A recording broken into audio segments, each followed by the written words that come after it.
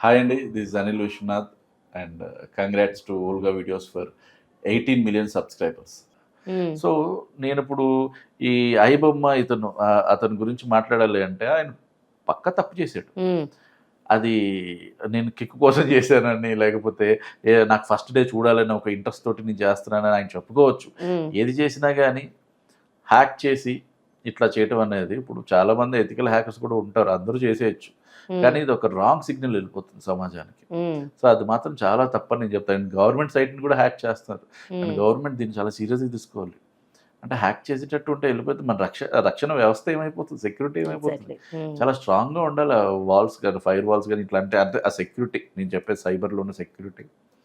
So అతన్ని ఇప్పుడు హీరోగా చేసేసి చాలామంది చేస్తున్నారు. హ్మ్. సో వాళ్ళందరూ అంటే నన్ను తిట్టుకున్నా ఏమని అనుకోవచ్చు గానీ, ఆలోచించట్లేదు అంతే. హ్మ్. ఈ కామెంట్లు చేసి మీమ్స్ పెట్టే వాళ్ళందరూ గూడా అతన్ని వెనకేసుకొచ్చి కొన్ని మీమ్స్ పెట్టేసారు. ఏదో 'ఠాగూర్‌లో' చిరంజీవి గారిలాగా, హ్మ్. లేకపోతే 'శివాజీలో' రజనీకాంత్ లాగా అతన్ని అవును. పెట్టేసి, హ్మ్.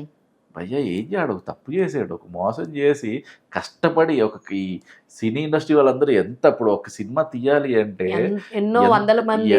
తెల్లారి లేచి రాత్రి పడుకుంటూ వాళ్ళ కష్టాన్నంతా కదా దోచుకున్నట్టే అవుతుంది కదా ఇప్పుడు. హ్మ్. ఇప్పుడు ఇలాగే నడిస్తే రేపు ప్రొడ్యూసర్ సినిమా తీయడు. Cinema obviously. తీయకపోతే ఎవరు రోడ్డున పడతారు? హ్మ్. సినీ కార్మికులు పడతారు.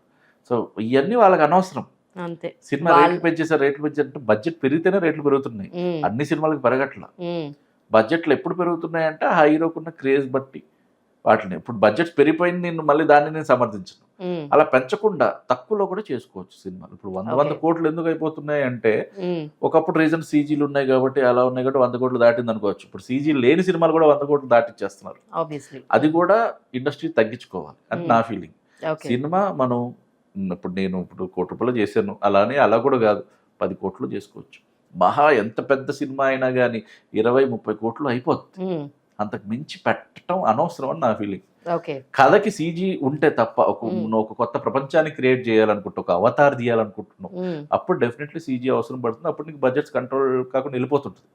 నార్మల్ డ్రామా తీయటానికి కూడా 100 కోట్లు ఎందుకు? అంటే నేను పేర్లు చెప్పను. కానీ ఒక ఒక ఎమోషనల్ డ్రామా తీయటానికి కూడా 100 కోట్లు ఖర్చు పెట్టేసాం.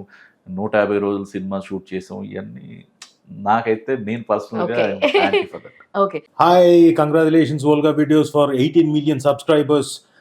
Please do like and subscribe Volga Videos.